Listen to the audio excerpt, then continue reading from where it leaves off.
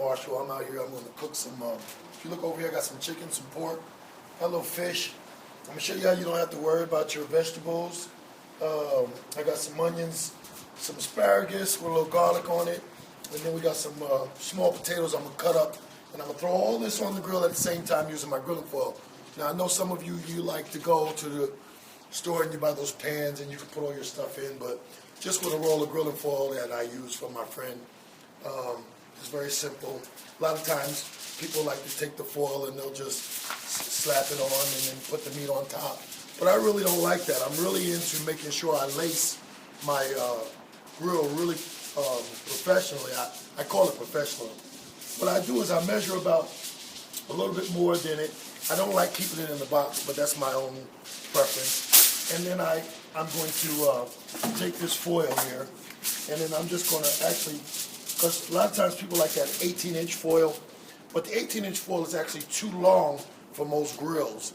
It just looks good in the box and you think you're getting more, but what you end up doing is wasting a lot of it. And then I like to just come in here and press down, and if you look, I'm getting into those grooves.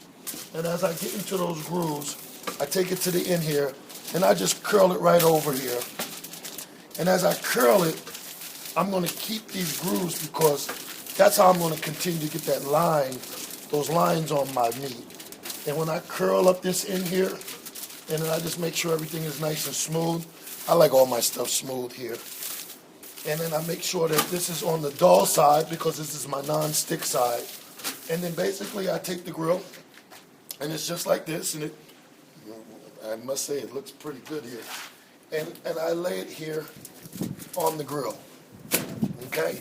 Now if you look at that, this is nice and smooth, and I'm still going to get the grill lines on this, on my food here, and of course I'll show you that a little later.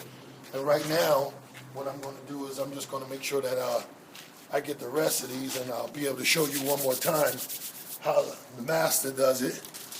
I actually go a little bit past. I rip it off myself.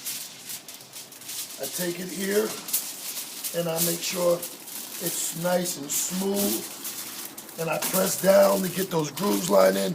Then I'm just going to curl that edge in. Okay? I'm going to curl that edge in. Then I'm going to lift this up, and I'm going to curl this one back. So basically what I just created was something to cover my grill. Now what I will say is the last time I used this grill, if you notice, it's not all that bad because I used the grill foil on it.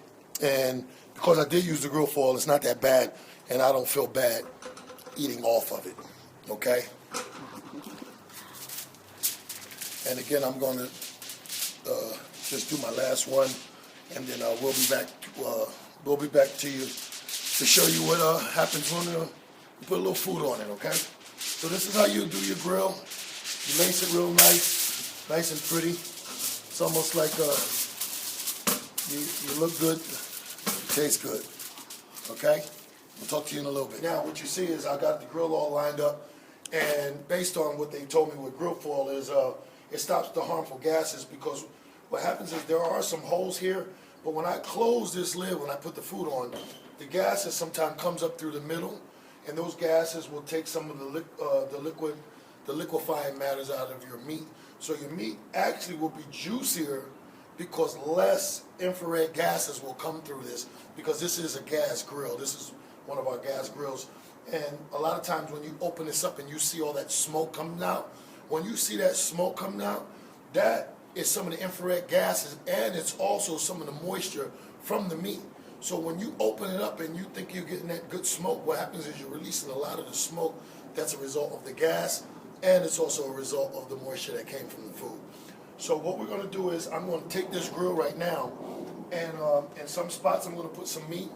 I'm going to show you how we do our vegetables, and we're going to throw a little fish, and we're going to show you basically how nothing will stick, and you'll be satisfied if you ever try this grilling foil, okay? Now what you see is, if you look down here, I got some fish cooking over here. I got my vegetables. I got some potatoes.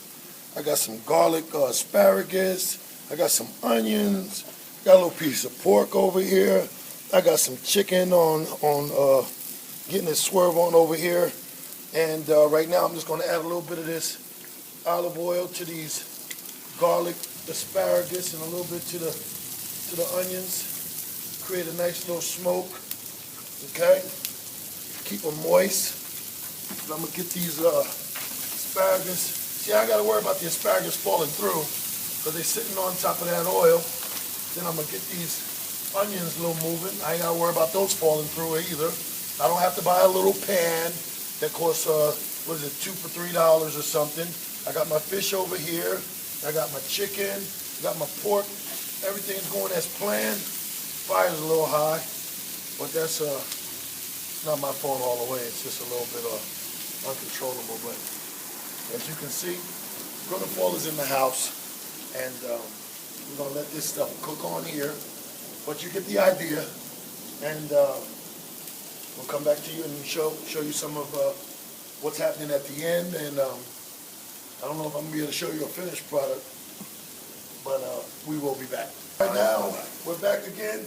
I'm gonna show you. I got these, got the asparagus going over here. I'm getting ready to flip my chicken. You notice it didn't stick. And turn that chicken right over. We don't need no oil or nothing on this because my non-stick is superior.